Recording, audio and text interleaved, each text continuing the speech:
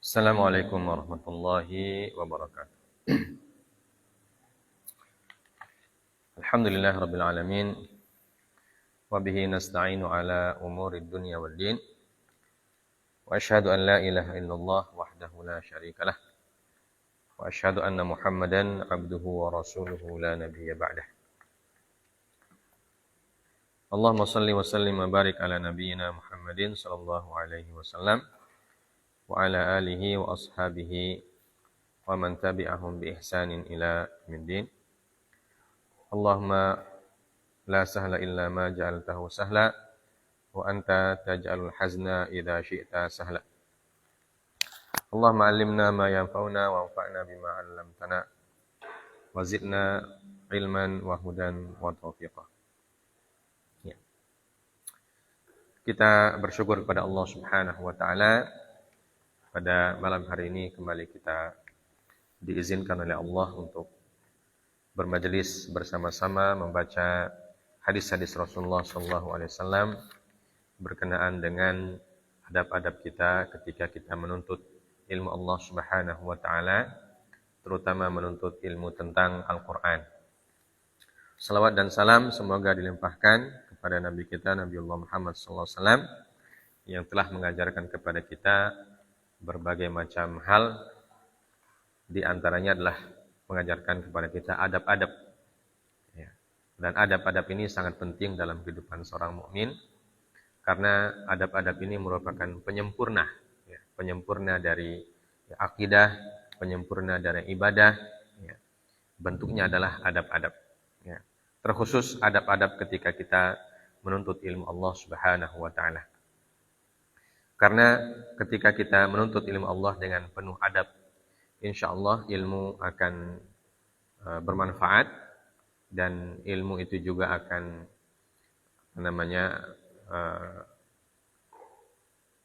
bertahan, ya, dalam diri kita, ya, karena dia menjadi perilaku atau tindak tanduk, atau dikatakan bisa melebur, ya, dengan diri kita. Jadi kalau kita belajar, kemudian kita belajar teori, kemudian belajar praktek, dan juga belajar adab-adab ilmu, maka ilmu itu akan melebur dengan diri kita sendiri, sehingga nanti akan nampak dalam tindak tanduk atau perbuatan serta akhlak kita. Itulah harapan kita membaca hadis-hadis tentang adab-adab menuntut ilmu. Walaupun tentu untuk mempraktekkan dalam kehidupan sehari-hari tidak cukup hanya dengan membaca saja, ya, tapi juga kita harus berusaha melatih diri, ya, untuk mempraktekkan adab-adab tersebut ketika kita belajar. Ya. Hadis yang tentang Iqra wartaqi sudah selesai, ya? Sudah selesai. Nah, 3 hadis yang terakhir insyaallah disebutkan dalam kitab ini, ya, kita baca dulu kitabnya, matannya. Berkata al-muallif rahimahullah taala al-Imam An-Nawawi, ya, beliau menyebutkan atau mencantumkan beberapa hadis. Yang pertama, wa an Muadz bin Anas, ya, radhiyallahu taala anhu, ya, anna Rasulullah sallallahu alaihi wasallam qala man qara'al Qur'ana wa amila bima fihi albasallahu walidayhi tajan yaumal qiyamati daw'uhu ahsanu min daw'is syamsi fi buyutid dunya. Fama dhannukum billadhi amila bihadza. Rawahu Abu Dawud.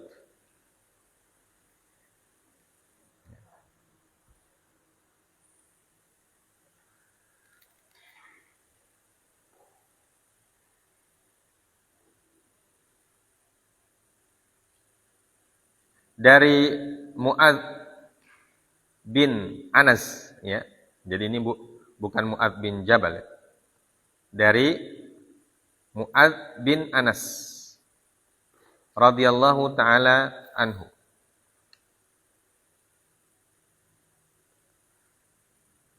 Dari Nabi sallallahu alaihi wasallam beliau bersabda,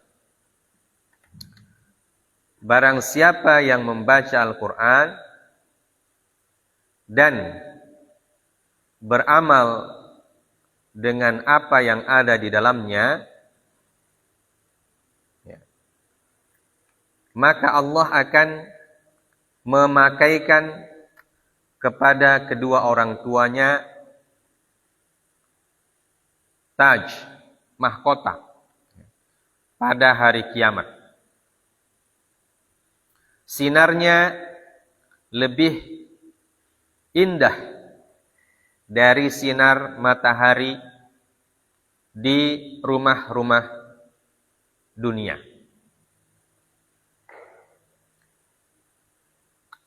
Maka bagaimanakah lagi menurut kalian bagi siapa yang mengamalkan dengannya atau mengamalkannya? Ya. Jadi Rasulullah disebutkan dalam hadis ini yang artinya barang siapa yang membaca Al-Quran dan beramal dengan apa yang ada di dalamnya. Artinya beramal dengan kandungan dan isi Al-Quran tersebut. Allah akan memakaikan kepada kedua orang tuanya mahkota pada hari kiamat. Di mana mahkota itu sinarnya lebih indah daripada sinar matahari yang menyinari rumah-rumah di dunia. Maka fama dhannukum, bagaimana menurut kalian? Bagaimana pendapat kalian? Atau kalian bayangkan seperti apa orang yang mengamalkan ayat Al-Quran itu. Ya. Nanti di hari kemudian, bagaimana dengan orang yang mengamalkannya? Sedangkan orang tuanya saja dikasih mahkota, maksudnya. Ya. Jadi kita yang mengamalkan, tapi orang tua kita yang dikasih mahkota. Nah tentu bagi kita yang mengamalkan, apa yang kita dapatkan tentu lebih banyak. Itu maksudnya. Hadis ini diriwayatkan oleh Imam Abu Dawud. Disebutkan dalam takhrijnya oleh Syekh Abdul Qadir Al-Arnaud, dikeluarkan atau ditakhrij oleh Imam Abu Dawud dalam kitab As-Shalah. Ya, dalam kitab salat, babnya bab tentang pahala membaca Al-Quran. Dari hadis Zaban bin Fa'id dari Sahal bin Mu'ad dari Mu'ad bin Anas. Dan sanadnya disebutkan oleh Syekh Abdul Qadir Al-Arnaud, sanadnya adalah sanad yang dhaif atau sanad yang lemah. Ya, tapi kembali lagi dalam masalah-masalah ini kita kembali lagi ke muqaddimahnya Al-Imam An-Nawawi. Ya, kalau ada tentang hadis-hadis tentang keutamaan amal atau fadhailul amal, ya, sebagian para ulama mengatakan bahwa dibolehkan untuk mengamalkan hadis lemah. Ya. Apalagi hadis lemah ini dia ada dukungan ya, dari hadis-hadis yang sahih ya, tentang pahala dan keutamaan orang yang mengamalkan atau membaca Al-Quran. Ya. Mu'ad bin Anas. Nah, kalau selama ini kita mengenal Mu'ad bin Jabal. Ini ada Mu'ad bin Anas.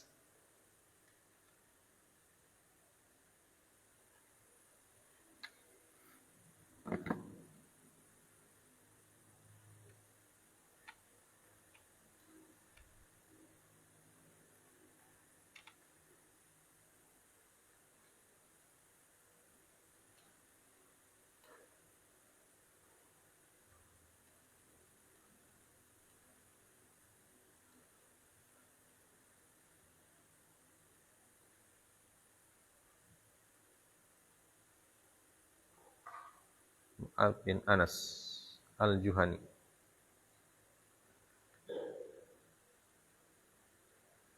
Kita lihat dulu biografi Mu'adz bin Anas al-Juhani. Nah, biografinya tidak disebutkan. Nah, kita lihat dulu. Yang ada Mu'adz bin Jabal. Mu'adz bin Anas.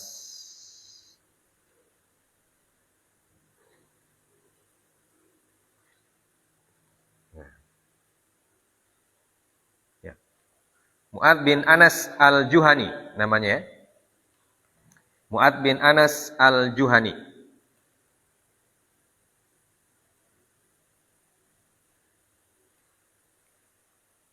Salah seorang sahabat Nabi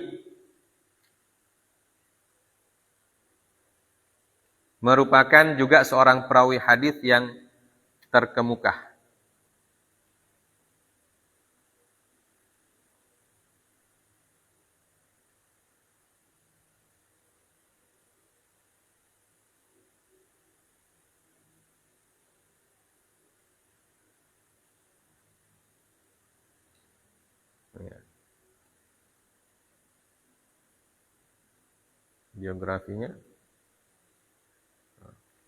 Biografinya lebih ke Mu'adz bin Jabal. Ya.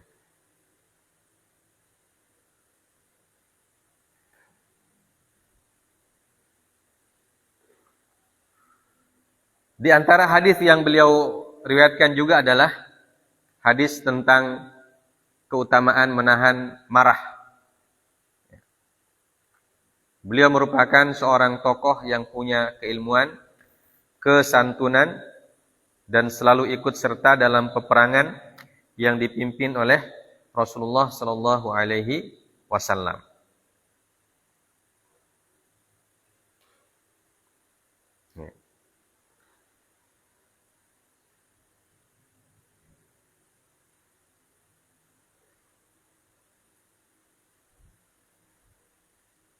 Nah, ini diantara biografi yang disebutkan. Walaupun di kita mungkin tidak seterkenal Mu'adz bin Jabal, ya.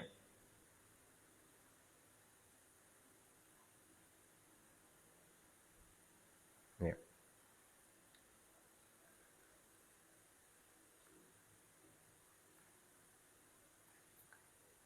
Baik, hadisnya jelas ya. Artinya barang siapa yang membaca atau siapa yang membaca Al-Quran dan mengamalkan Al-Quran. Ya, disebut dengan hamalatul Quran, adalah orang yang membaca Al-Quran dan yang mengamalkan Al-Quran. Maka manfaatnya bukan hanya untuk dirinya saja, ya, tetapi juga manfaatnya akan berdampak atau berpengaruh kepada kedua orang tuanya. Ya. Jadi ini keutamaan orang yang dekat dengan Al-Quran. Orang tuanya juga akan mendapatkan pengaruh, mendapatkan manfaat. Ya. Di dunia ataupun di akhirat. Nah, ini tentang manfaat di akhirat. Ya. Di mana dia akan diberikan diberikan mahkota oleh Allah Subhanahu wa taala.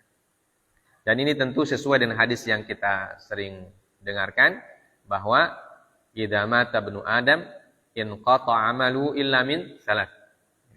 Apabila mati anak cucu Adam, maka semua amalannya terputus kecuali 3. Yang ketiga, wa waladun shalih yad'u lahu. Anak yang soleh yang mendoakan kedua orang tuanya tersebut. Dan kalau kita baca Quran, di dalam Al-Quran banyak sekali doa. Ya, banyak sekali doa. Ya. Doa yang khusus tentang orang tua, ya. Ada banyak juga doa tentang orang tua. Ya. Doa para nabi untuk orang tuanya juga ada. Ya. Misalnya dalam Quran surah Al-Furqan, ya, Rabbana hablana min azwajina. Dalam Quran surah An-Naml, ya, bukan Al-Furqan. Rabbi auzi'ni, doanya Nabi Sulaiman ya, kepada Allah, Rabbi auzi'ni an ashkura ni'mataka allati an'amta alayya wa ala walidayya. Kemudian ada juga doanya Nabi Nuh. Rabbighfirli wali walidayya waliman dakhala baitiya mu'minan walil mu'mina wal mu'minat. Doanya siapa itu? Doanya siapa itu? Rabbighfirli wali walidayya waliman dakhala baitiya mu'minan walil mu'mina wal mu'minat. Doanya Nabi Nuh. Ya. Ada juga doanya Luqman al-Hakim. Rabbi auzi'ni an ashkura ni'mataka allati an'amta 'alayya wa 'ala walidayya wa an a'mala salihan tardah. Ya. Itu di antara doa yang ada dalam Al-Qur'an yang berkenaan dengan kedua orang tua. Ya. Nah, tentu juga doa yang sering kita ucapkan, Rabbighfirli wali walidayya warhamhuma kama rabbayani shaghira. Itu juga ada dalam Al-Qur'an. Jadi kalau orang yang suka membaca Al-Qur'an, insyaallah orang tuanya juga dapat apa? Dapat manfaat. Ya. Apabila orang tuanya beriman. Apabila orang tuanya beriman. Ya. Kalau orang tuanya tidak beriman berarti maka tidak ada hubungannya. Di hari kemudian tidak ada hubungan ya, antara seorang beriman dan orang tuanya yang tidak beriman, maka tidak ada hubungannya. Ya. Begitu juga dengan anaknya yang tidak beriman, tidak ada hubungannya. Ya. Sebagaimana Nabi Nuh tidak ada hubungannya dengan anaknya yang durhaka, juga dengan istrinya. Ya. Seperti yang disebutkan dalam Al-Quran, ya, yauma yafirrul mar'u min akhihi wa ummihi wa abihi wa sahibatihi wa banihi. Ya. Jadi kalau yang satu beriman dan yang satu tidak, ya, maka di akhirat tidak ada hubungan. Walaupun di dunia tetap ada hubungan. Ya. Kalau di dunia maka tetap diperlakukan secara baik. Ya. Tentu sambil didoakan supaya dapat hidayah. Ya. Sebagaimana disebutkan oleh Al-Quran, Quran surah Luqman, ya. Apa kata Allah Subhanahu wa taala dalam Quran surah Luqman? Ya. Siapa yang ingat ayatnya? Apa ayatnya? Astaghfirullahaladzim.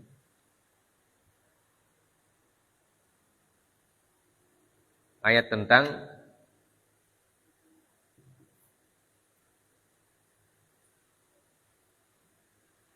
wabil walidaini ihsana. Ya. Wa'budullaha bil walidaini ihsana. Quran surah Luqman.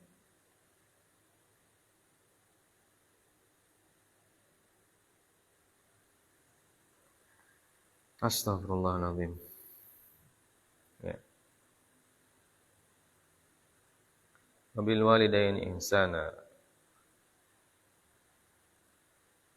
Wa in jahadaka ala an tusyrika bi ma laysa laka bi ilmun fala tuti'huma wa sahibhuma fid dunya ma'rufa.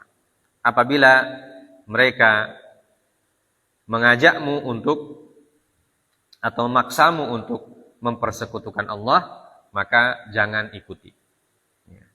Fala tuti'huma wa sahibhuma fid dunya ma'rufa. Tapi bergaullah dengan mereka di dunia. Jadi di dunia saja bergaulnya itu dengan cara yang ma'ruf. Tentu sambil didoakan agar mereka masuk ke dalam agama Islam. Nah, begitu juga contoh dalam Al-Qur'an Nabi Ibrahim dengan ayahnya. Ya, ayahnya musyrik.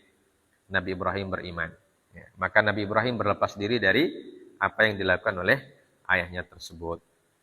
Ya, tapi kalau sama-sama beriman, ya, maka itu akan mendapatkan manfaat bagi orang tuanya. Ya. Kemudian di hadis ini juga disebutkan bahwa mahkota itu dia memiliki sinar, ya, akan bersinar dan sinarnya ahsan min dau'is syamsi, ya, lebih indah daripada daripada cahaya matahari di dunia ini. Ya. Jadi cahaya itu nanti yang akan memberikan manfaat kepada orang tuanya. Kemudian fama dhannukum billadzi amila bihi.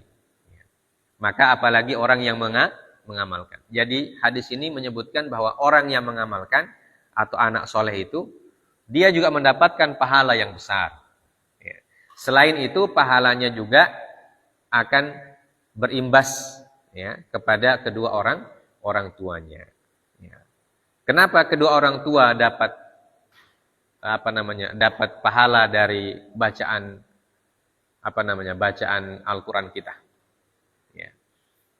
Kenapa? Ya karena kesolehan kita itu bagian dari usaha orang tua.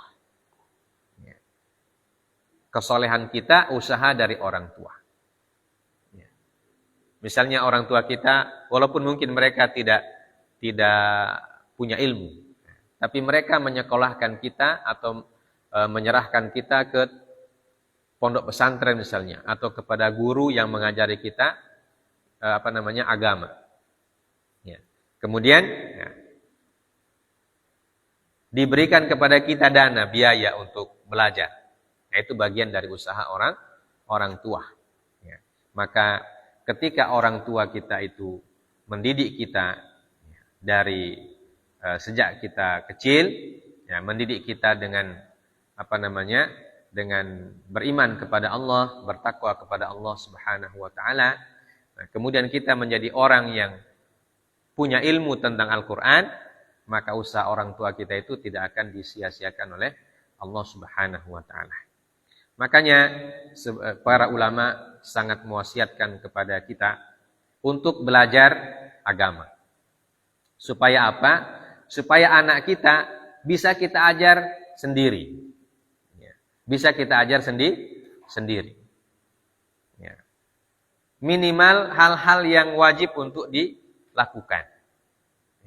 Kalau kita tidak menjadi ulama yang besar, minimal kita bisa mengajari anak-anak kita membaca Al-Quran. Nanti ilmu yang lebih mendalam kita serahkan kepada guru yang lebih alim. Minimal kita mengajari mereka rukun, syarat, sunnah-sunnah sholat misalnya. Atau bacaan-bacaan sholat. Karena itu akan menjadi modal utama dalam kehidupannya. Ini kata para ulama, ajarilah anakmu. Yang paling harus diajari oleh orang tua kepada anaknya adalah Quran surah Al-Fatihah. Jangan sampai Al-Fatihah pun kita tidak bisa ajarkan orang tua anak kita. Itu musibah namanya. Kalau Al-Fatihah kita tidak bisa ajari anak kita. Karena Al-Fatihah itu adalah surah yang wajib untuk diamalkan setiap hari oleh seorang muslim. Dalam sholatnya dia harus baca Al-Fatihah. Nah kalau orang tua tidak bisa baca Al-Fatihah, otomatis yang akan mengajarnya adalah orang lain.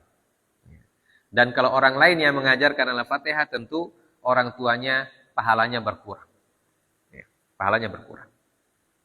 Maka sejak sekarang kita belajar agama, tujuannya kalau kita nanti berumah tangga, kemudian kita tidak mampu mengajar orang lain, paling minimal kita ajar keluarga kita sendiri.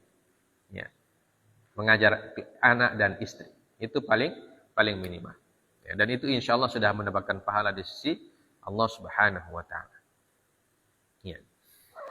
Ini pahala membaca Al-Quran. Sehingga sebagian para ulama mengatakan kalau anak membaca Al-Quran, pahalanya dapat kepada orang tuanya. Walaupun orang tuanya sudah meninggal. Jadi kalau kita baca Quran, pahalanya kita dapat dan juga orang tua kita juga dapat. Sebagian ulama mengatakan demikian. Jadi pahala membaca Al-Quran itu ada yang mengatakan sampai kepada orang tua. Karena itu adalah bagian dari wawaladun soleh yad'ulah. Bagian dari anak yang soleh yang mendoakan kedua orang tuanya. Sehingga membaca Al-Quran ini penting. sangat utama. Ya. Ibadah yang sangat utama.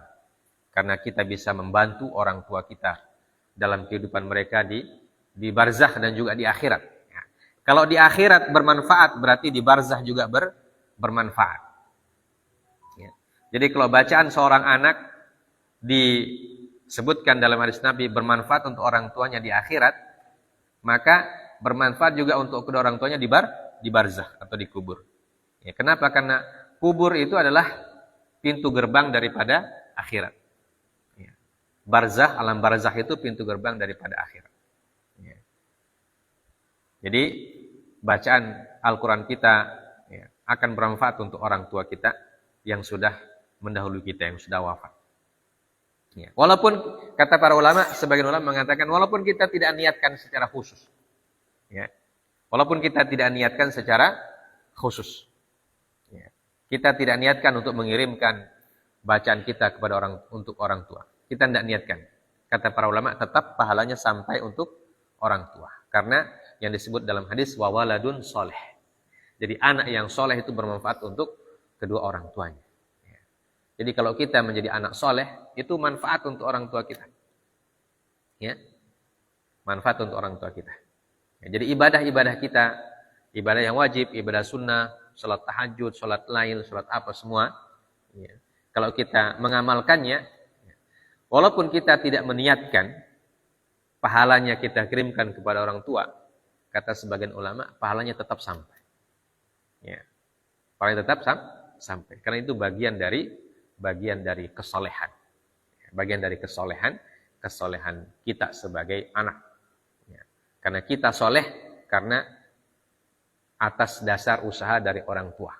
Baik usaha secara langsung, dengan mengajari secara langsung, atau usaha tidak langsung, ya, dengan mencarikan guru yang paham agama. Ya, itu bagian dari usaha juga. Ya.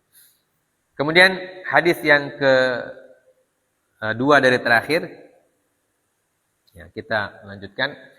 Warawa ad-Darimi bi isnadihi an Abdullah bin Mas'ud radhiyallahu anhu anin Nabi sallallahu alaihi wasallam qala Iqra'ul Qur'an fa inna Allah ta'ala la yu'adzibu qalban wa'al Qur'an wa inna hadzal Qur'ana ma'dubatullah faman dakhala fihi fahuwa amin wa man ahabbal Qur'ana fal yubshir. Ya. Diriwayatkan oleh Imam Ad-Darimi dengan sanad beliau sampai ke Abdullah bin Mas'ud bahwa Abdullah bin Mas'ud berkata dari Nabi sallallahu alaihi wasallam, bacalah Al-Qur'an. Rasulullah bersabda, ya, bacalah Al-Qur'an. Sesungguhnya Allah Ta'ala tidak akan mengazab kalbu yang menampung Al-Quran. Kalbu yang menjadi tempat Al-Quran. Ya. Wa inna hadzal Qur'an ma'dubatullah. Sesungguhnya Al-Quran ini adalah hidangannya Allah Azza wa Jalla. Barang siapa yang memasukinya, maka dia akan mendapatkan keamanan. Dan barang siapa yang mencintai Al-Quran, maka bergembiralah. Ya.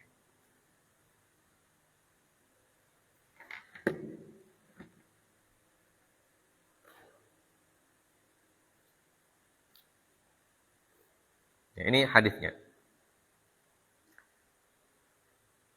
Disebutkan dalam ta'liq, rawat Darimi asy-syatr al-awwal minhu wa tamam wa huwa iqra'ul Qur'an fa innallaha la yu'adzibu qalban wa'al Qur'an.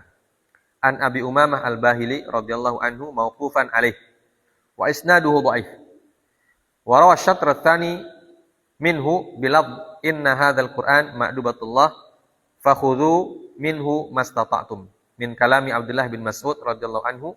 Wa syatru tsalits minhu aidan man ahabbal Qur'ana falyubshir min kalami Abdullah bin Mas'ud radhiyallahu anhu wa fi sanadi Ibrahim bin Muhajir bin Jabir Al-Bajali Al-Kufi wa huwa saduqun layyinul hifdz. Ya, ini takhrijnya disebutkan oleh Syekh Abdul Qadir Ar-Arnaud. Yang dicantumkan oleh Imam An-Nawawi ini sebenarnya adalah 3 potongan hadis yang terpisah-pisah. Ya. Semuanya diriwayatkan oleh Imam Imam Ad-Darimi, tapi potongan yang pertama yaitu Iqra'ul Qur'an fa innallaha la yu'adzibu qalban wa'al Qur'an. Bacalah Al-Qur'an, sungguhnya Allah tidak mengadab qalbu yang menampung Al-Qur'an, yang menjadi tempat Al-Qur'an. Beliau riwayatkan dari Abi Umamah Al-Bahili radhiyallahu taala anhu mauqufan, ya, secara mauquf. Ya, dan sanadnya ada juga kelemahan. Kemudian potongan yang kedua, inna hadzal Qur'an ma'dubatullah fakhudhu minhu mastata'tum, merupakan perkataan Abdullah bin Mas'ud.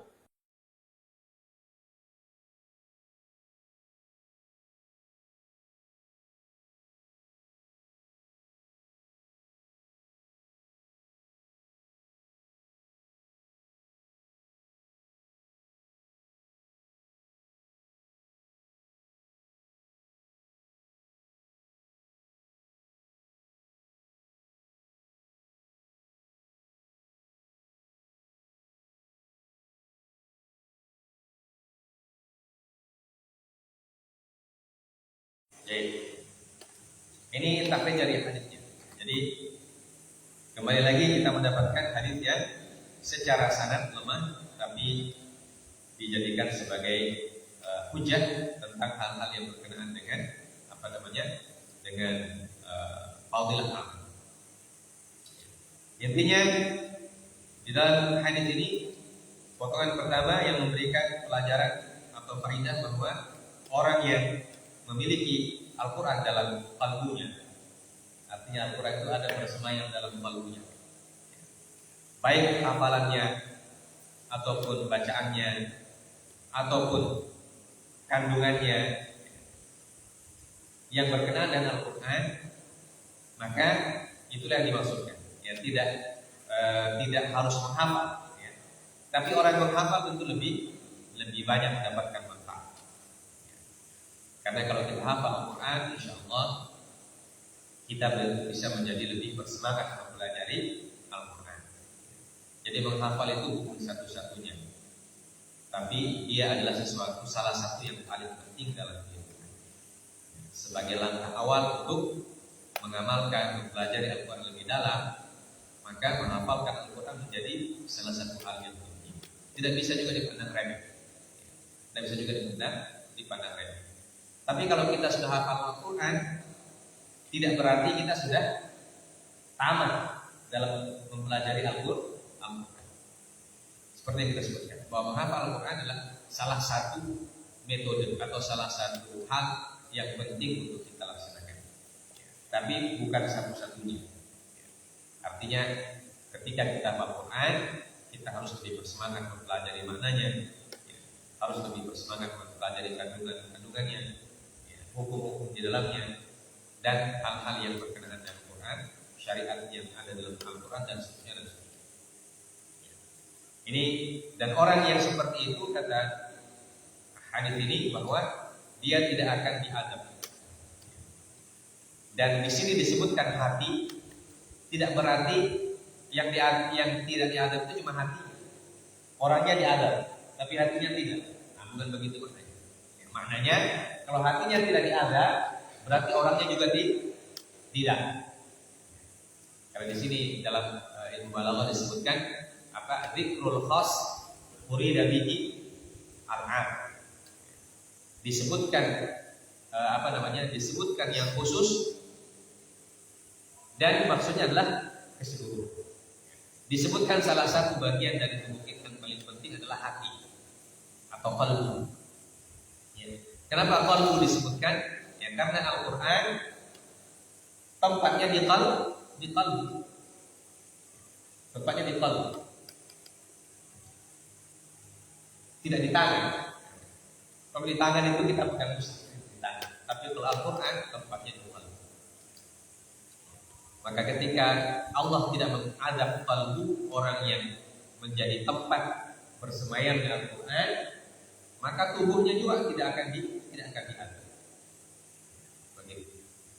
Jadi walaupun disebutkan hanya qalbu, tapi maksudnya adalah seluruh tubuhnya, fisiknya itu, lahir dan batinnya tidak akan diadab oleh Allah Subhanahu wa taala.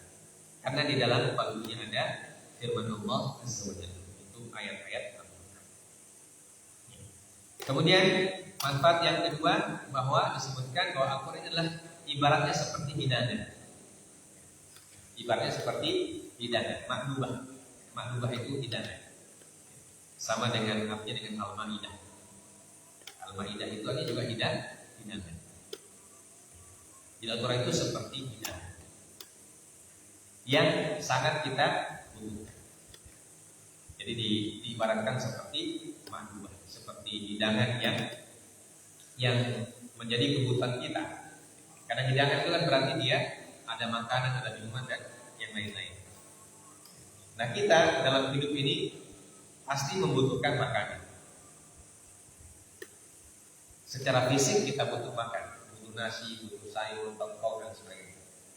Secara batin kita juga butuh makanan untuk kalbu kita. Dan makanan yang bisa di antara makanan yang paling baik atau yang paling bergizi ya untuk kalbu adalah ayat-ayat Al-Qur'an. Makanya kata Ibnu Qayyim rahimahullah taala bahwa hati, kebutuhan hati kepada kepada zikir itu lebih besar daripada kebutuhan perut kepada makanan. Kebutuhan hati kepada zikir lebih besar daripada kebutuhan perut kita kepada makanan. Karena kalau perut itu paling butuh makan 3 kali sehari sudah bisa dia kerja dan sebagainya secara fisik. Bahkan ada orang 1 kali makan dia sudah bisa. Kata Ibnu Qayyim, nah hati lebih butuh kepada zikir. Karena hati itu dia harus berzikir terus dalam kehidupannya kepada Allah Subhanahu wa taala. Kapan hati kosong dari zikir, maka akan ditempati oleh setan. Dan kalau setan yang menempati hati, maka dia akan cenderung berbuat negatif. Dan zikir yang paling baik adalah Al-Quran. Makanya disebut sebagai makdubah, seperti hidangan. Barang siapa yang masuk ke makdubah itu, duduk di hidangan itu, menikmati, maka dia akan mendapatkan keamanan. Dia akan aman dalam kehidupannya. Aman artinya hatinya akan bahagia. Hatinya akan bahagia, hatinya akan tenteram. Tidak akan merasakan kekhawatiran yang berlebihan, kekhawatiran yang tidak pada tempatnya. Karena dia apa? Karena hatinya banyak zikir kepada Allah. Seperti disebutkan dalam firman Allah Subhanahu wa taala, "Ala bidzikrillahi tatma'innul qulub." Ketahuilah bahwa dengan zikir kepada Allah, hati akan menjadi tentram. Kalau hati yang tentram itu dia pasti merasa aman. Merasa aman. Walaupun mungkin dari sisi ekonomi dia lemah, tapi dia merasa bahagia. Apalagi kalau dia dari sisi ekonominya bagus. Orang yang ekonominya bagus, kemudian Al-Quran ada dalam hatinya, itu menjadi hal yang paling super itu dalam kehidupan. Jadi hatinya penuh dengan Al-Quran, kaya dengan Al-Quran, kemudian dia juga diberikan rezeki banyak yang diberikan oleh Allah SWT. Nah, itu tentu orang-orang pilihan Allah SWT.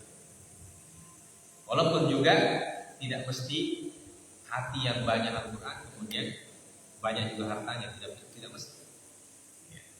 Ada yang demikian, ada yang tidak. Ya, karena rezeki itu tentu sudah disebutkan oleh hadis bahwa dia sudah ditentukan oleh Allah Subhanahu wa taala. Dan rezeki yang paling baik adalah Al-Quran itu sendiri. Jadi orang kalau punya ilmu Al-Quran itu rezeki yang paling baik, yang tidak bisa didapatkan oleh orang yang tidak dikehendaki oleh Allah Subhanahu wa taala. Maka bersyukurlah kita punya punya perhatian kepada Al-Quran. Nah, ini menjadi modal besar kita dalam hidup. Maka jangan sampai lepas Al-Qurannya. Jangan sampai lepas Al-Quran yang kita sudah pelajari. Baik yang kita sudah hafalkan ataupun yang belum. Baik cara bacanya harus dijaga. Cara membaca Al-Quran harus dijaga. Karena bacaan Al-Quran kalau tidak dijaga hilang juga. Akan hilang juga. Dan itu banyak faktanya. Orang ketika dia masih kecil dia baca Al-Quran. Dia bisa baca Al-Quran. Tapi karena sudah sekian lama tidak diperhatikan lagi, tidak pernah juga dibuka mushafnya, lama-lama dia disuruh baca blank. Dia tidak tahu apa bacaannya. Karena sudah lama dia tidak dekati itu. Walaupun sudah bisa. Nah, apalagi orang yang belum bisa sama sekali. Karena Al-Quran itu kalau tidak diperhatikan dia akan lari. Dia akan lari. Maka kalau kita tahu bacaan Al-Quran kita harus jaga. Usahakan membaca Al-Quran setiap hari. Seperti yang kita sudah sebutkan. Apa yang disebutkan oleh bisa. Siapa sebelumnya yang membaca Al-Quran berapa kali disuruh baca oleh Nabi SAW? Ya. Siapa? Abdullah bin Amr bin Al-As. Ya. Nah, paling tidak membacanya 1 kali 1 bulan khatam. Ya, 1 bulan khatam. Ya. Kalau tidak bisa tentu bisa kasih kurang setengah 2 bulan 1 kali khatam. Tapi tentu harus diperbaiki terus bacaannya supaya makin lama makin bagus. Biasanya orang yang bagus bacaannya, dia akan senang membaca Al-Quran. Karena tidak terasa biasanya. Kalau kita membaca Al-Quran dan bacaan kita tidak bersendal-sendal, ya kita tidak rasa itu sudah habis setengah juz, ya sudah selesai setengah juz. Karena kita baca dengan baik, apalagi sampai mahir seperti dalam hadis sebelumnya. Man qara'a Al-Quran wa huwa mahirun bihi. Siapa membaca Quran dan dia mahir dalam bacaan, itu tentu menjadi ukuran yang ideal. Dan kalau tidak mahir tentu ya kata putus-putus atau makhrajnya masih ada yang salah, tapi tidak usah memperkecil hati. Baca saja sambil membaca, sambil mencari guru yang bisa mengajari kita bagaimana bacaan yang lebih baik. Karena untuk belajar Al-Quran tidak cukup hanya di waktu kecil saja, atau tidak cukup hanya dengan sertifikat wisuda khatam Al-Quran 1 kali. Tidak cukup itu. Ya. Khatam Al-Quran dikasih sertifikat itu hanya sifatnya sebagai motivasi saja. Ya. Tidak menandakan bahwa kita sudah khatam juga bacaan, artinya sudah selesai membaca. Jadi sertifikat itu hanya sekedar motivasi supaya kita terus membaca Al-Quran sampai kita dijemput oleh Allah Subhanahu wa taala. Baik. Yang terakhir dari bab ini, kita sudah lama di bab ini. Kita selesaikan saja. Wa an Abdul Hamid Al-Hamadi qala sa'altu Sufyan Tsauri 'an ar-rajul yaghzu. Yang terakhir dari potongan tadi, man ahabbal Qur'an falyushir. Barang siapa yang mencintai, ya, mencintai Al-Quran maka hendaklah dia berpikir. Ya. Nah, dalam istilah para ulama, mereka mengatakan kun aliman, au muta'alliman, au muhibban. Wala takun rabi'an fatah. Jadilah kamu orang alim, ahli dalam bidang ilmu, atau muta'allim, orang yang suka belajar, orang yang pembelajar, istilah sekarang pembelajar. Kun aliman au muta'alliman, atau orang yang suka belajar.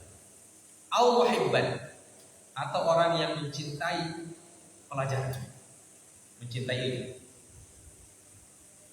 Wala takun rabi'an, jangan jadi orang yang keempat. Siapa yang keempat? Dia tidak alim, dia tidak belajar, dia tidak suka. Nah, itu akan patah, kamu akan binasa. Jadi di sini orang yang mencintai Al-Quran, kata Rasulullah, maka dia mendapatkan kabar gembira. Kabar gembira dari Allah. Kabar gembira seperti apa? Seperti hal-hal yang tadi kita sebutkan itu. Nanti Al-Quran akan datang menolong dia di akhirat. Kemudian Al-Quran itu juga bisa menolong orang tuanya, dan berbagai macam keutamaan yang kita sudah sebutkan sebelumnya. Jadi itu menjadi kabar gembira bagi orang yang mencintai Al-Quran. Maka kita wajib menanamkan kecintaan dalam hati kita kepada Al-Quran. Apalagi kalau kita sampai menjadi muta'allim Al-Quran, orang yang suka belajar Al-Quran. Apalagi kalau sampai menjadi alim Al-Quran, orang yang alim tentang Al-Quran. Nah, itu tentu kedudukan yang paling tinggi. Itu yang disebut dengan ma'al kiramil bararah. Orang yang mahir baca Al-Quran, dia akan bersama as-safratil kiramil bararah, para nabi, para malaikat, dan makhluk-makhluk yang dicintai oleh Allah Subhanahu wa ta'ala. Itu kalau kita jadi alim. Apalagi sudah alim, amil, dia alim, dia mengamalkan juga, itu tentu lebih baik lagi. Jadi tingkat yang pertama, kita tumbuhkan dulu rasa cinta. Kita tumbuhkan dulu rasa cinta kepada Al-Quran. Ini langkah paling pertama. Kalau tidak ada rasa cinta, ini agak berat. Agak berat kita belajar Al-Quran kalau kita tidak cinta. Baik membaca ataupun menghafal. Makanya kalau kita ingin menjadi penghafal Quran, pertama yang harus ditumbuhkan dalam diri kita adalah sikap cinta kepada Al-Quran. Jadi kita cinta dulu Al-Quran. Kita cintai dulu dia. Kita cintai ayat-ayatnya, kita cintai hukum-hukumnya. Cinta dulu, cinta. Makanya kalau kita menghafal Al-Quran, hati kita itu harus lapang. Harus lapang. Tidak boleh ada rasa marah, rasa jengkel, rasa berat ketika kita menghafalkan Al-Quran. Hati harus plong dulu. Tumbuhkan dulu rasa cinta kepada Al-Quran. Baru setelah itu, kalau cinta kita sudah tumbuh, bersama dari itu pelan-pelan mulai membaca, mulai menghafal, dan seterusnya. Nah, kalau tidak cinta, tidak belajar, tidak alim, itu berarti orang yang keempat. Tidak ada gunanya dia. Ya, dia tidak cinta, dia tidak mau belajar, sudah tidak tahu mau belajar. Dan apalagi sampai alim. Kalau mau belajar dia tidak mau, apalagi bagaimana caranya menjadi alim orang yang tidak belajar? Tidak mungkin. Ya. Karena alim itu berdasarkan pelajaran. Ya. Ilmu itu diberikan oleh Allah SWT berdasarkan pelajaran. Ya. Beda dari wahyu. Kalau wahyu itu diberikan oleh Allah SWT kepada orang-orang yang terpilih. Nah, kalau ilmu itu diberikan kepada orang banyak, maka dia harus dipelajari. Ada proses. Kalau ilmu itu ada proses. Kemudian yang terakhir disebutkan, ya, Sa'altu Sufyan Ats-Tsauri, berkata Al-Hamid Al-Hamani, saya bertanya kepada Sufyan Ats-Tsauri. Ya, Sufyan Ats-Tsauri adalah salah seorang tabi'in. Anir rajuli yanzu ahabbu ilaika aw yaqra'ul Qur'an. Faqala yaqra'ul Qur'an. Li'anna an-nabiy sallallahu alaihi wasallam qala khairukum man ta'allama al-Qur'ana wa 'allama. Sufyan Ats-Tsauri disebutkan atau ditanyai oleh Al-Hamid Al-Hamani, Siapa yang lebih engkau cintai? Kata Abdul Hamid Al-Hamadi dari kalangan tabi'in. Beliau mengatakan kepada Sufyan Ats-Tsauri, siapa yang lebih kamu cintai atau lebih kamu suka? Seorang yang pergi perang di jalan Allah Subhanahu wa taala atau orang yang membaca Al-Qur'an? Artinya orang yang punya ilmu tentang Al-Qur'an. Mana yang lebih kamu sukai? Mana lebih kamu cintai? Maka Sufyan Ats-Tsauri mengatakan yang membaca Al-Qur'an atau orang yang punya ilmu tentang Al-Qur'an. Karena berdasarkan sabda Rasulullah, khairukum man ta'allama al-Qur'ana wa 'allama. Sebaik-baik kalian adalah orang yang belajar Al-Qur'an dan mengajarkan Al-Qur'an.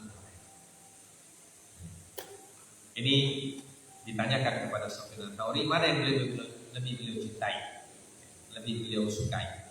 Ya, beliau lebih menyukai orang yang alim terhadap Al-Quran dibandingkan orang yang hanya pergi berperang tapi tidak punya Al-Quran maksudnya. Ya. Orang yang pergi berperang di jalan Allah tapi tidak punya Al-Quran. Itu lebih dicintai yang mana? Lebih dicintai orang yang punya Al-Quran. Tentu kalau dia punya Al-Quran kemudian dia pergi berjihad, nah itu tentu kecintaannya lebih besar lagi. Karena dia sudah punya Al-Quran, dia juga pergi berjihad. Dan biasanya orang pergi berjihad itu orang yang punya modal Al-Quran. Ya. Orang yang pergi berjihad adalah orang yang punya modal Al-Quran. Jadi tidak kosong, melompong, 0% Al-Qurannya tidak. Orang yang pergi berjihad itu dia memiliki Al-Quran. Tapi kalau dibandingkan masing-masing, yang satu tidak berjihad tapi dia punya Al-Quran, yang satu dia berjihad tapi tidak punya Al-Quran. Nah, ini yang dimaksudkan oleh Sufyan Ats-Tsauri. Orang yang pergi berjihad tapi tidak punya Al-Quran. Jadi dia seperti anak buah, ya, prajurit paling rendah, ya, prajurit paling rendah yang tidak punya Al-Quran. Dia hanya pergi berperang ikut saja, ya, dia hanya ikut saja, tapi dia tidak punya Al-Quran. Nah, dibandingkan orang yang punya Al-Quran, alim Al-Quran, walaupun dia tidak pergi berjihad, maka ini lebih dicintai oleh Sufyan Ats-Tsauri radhiyallahu anhu.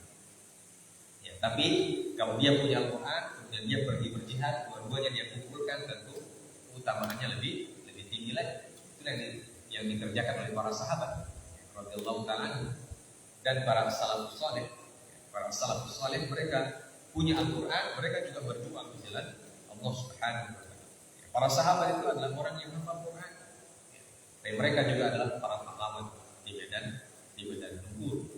Sehingga disebutkan oleh para ulama, karakteristik para sahabat itu adalah mereka itu adalah ruhbanul lail wa fursanun nahar. Para sahabat digambarkan oleh para ulama sebagai ruhbanul lail wa fursanun nahar. Apa itu ruhbanul lail? Ahli ibadah di malam hari. Jadi mereka beribadah kuat sekali malam hari. Ya, dia baca Quran, dia berzikir, dia berdoa, dia sholat sunnah dan sebagainya. Itu ruhban, orang yang beribadah terus menerus. Wa fursanun nahar. Dan ketika tiba siang hari, ketika sudah dimulai peperangan, mereka adalah penunggang kuda yang handal. Jadi di malam hari mereka beribadah kepada Allah Subhanahu wa taala, dan di siang hari mereka berjuang untuk menegakkan kalimat Allah Subhanahu wa taala. Yaitu tentu orang yang paling baik. Orang yang paling baik karena dia mengumpulkan berbagai macam keutamaan.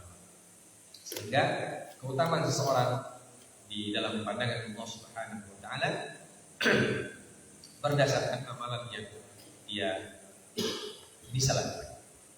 Semakin banyak amalan yang semakin al-jazaa min jinsil amal. Balasan-balasan dari Allah itu akan sesuai atau berbanding lurus dengan amal-amal yang dilakukan. Semakin banyak amalan yang bisa dilakukan, ibadah bisa, Al-Quran alim, ya, berjuang juga mantap, akhlak baik dan lain sebagainya, nah itu tentu semakin baik di sisi Allah. Ya. Maka tugas kita memperbaiki diri kita. Apabila kita bisa mengamalkan amalan-amalan yang banyak, tentu itu sangat bagus. Dan tentu kalau kita mengamalkan sesuatu, kata Allah Subhanahu wa taala, la yukallifullahu nafsan illa wus'aha. Allah tidak akan membebani seseorang untuk beribadah di atas kemampuan yang dia miliki. Nah inilah jemaah sekalian, akhir dari bab yang pertama dalam kitab ini tentang hadis-hadis atau akar-akar yang berkenaan dengan fadilah keutamaan orang yang memiliki Al-Quran dan ilmu tentang Al-Quran. InsyaAllah kita lanjutkan nanti bab yang kedua dan selanjutnya. Subhanallah bihamdik, asyhadu an la ilaha illa anta, astaghfiruka wa atubu ilaik. Wa sallallahu ala nabiyyina Muhammad wa ala alihi wasallam wa akhiru da'wana alhamdulillahi rabbil alamin. Assalamualaikum warahmatullahi wabarakatuh.